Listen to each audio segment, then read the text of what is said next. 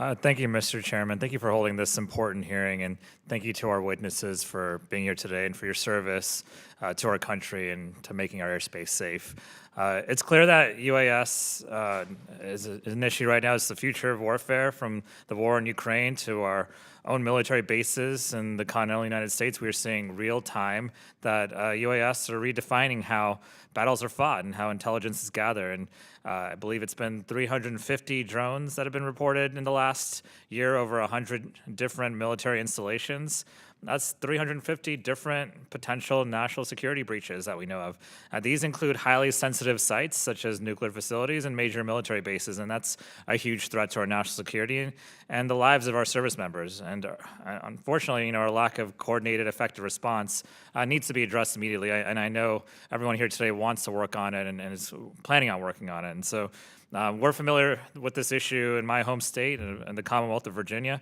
In December 2023, service members at Langley Air Force Base in Virginia saw drones hovering over their airspace for 17 days. And Langley, for those who don't know, is home to key national security assets like the F-22 Raptor stealth fighter, and it plays an important role in keeping us safe here in our nation's capital. And so we also have some important naval assets in that area too.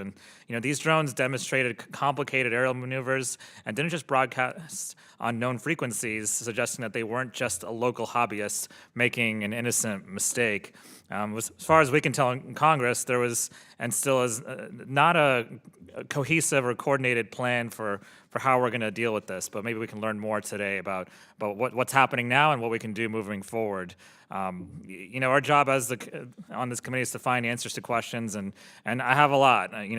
Who is piloting these drones, for instance? Are these criminal actors? Are these foreign adversaries? Are they simply local hobbyists with advanced capabilities? I'm not sure about that, but maybe that's the case. And what are they doing? Are they gathering intelligence? Are they probing for weaknesses? Are they planning an attack? And finally, what is our plan for dealing with them safely and effectively? Because these UAS are a clear and present danger to our national security, and we need to have a plan to counter them. There are several areas I'd like to focus on today. The first is counter-drone authorities. Right now, the U.S.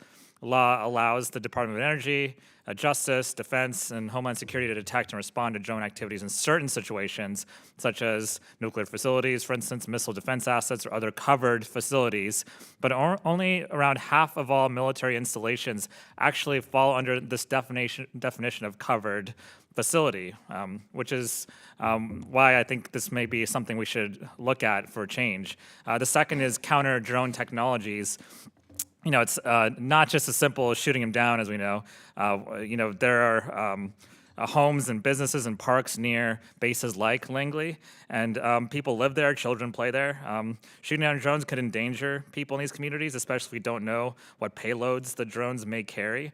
And a missed shot could also pose a threat to commercial air traffic as well. And so, we need to find a way to safely counter some of these incursions. And we have other technologies at our disposal, like jamming and disrupting and even taking over unknown or hostile drones. But there's a lot of work to do to develop these capabilities, and some of that work actually takes place in my district in Northern Virginia. And with that said, I don't know of a silver bullet, and so it's going to take a coordinated effort, I think, at the state, local, and federal level. And so we're all going to have to work together because everyone's got different jurisdictions. And I'd like to, on that front, see if we can work together and maybe have some sort of task force in place so that information is easily gathered and where everyone's up to date on the latest technology as well as the best practices. And so this is a very timely hearing on an important issue, and I want to work with my colleagues on both sides of the aisle to come up with a plan to protect our military bases and protect the American people. So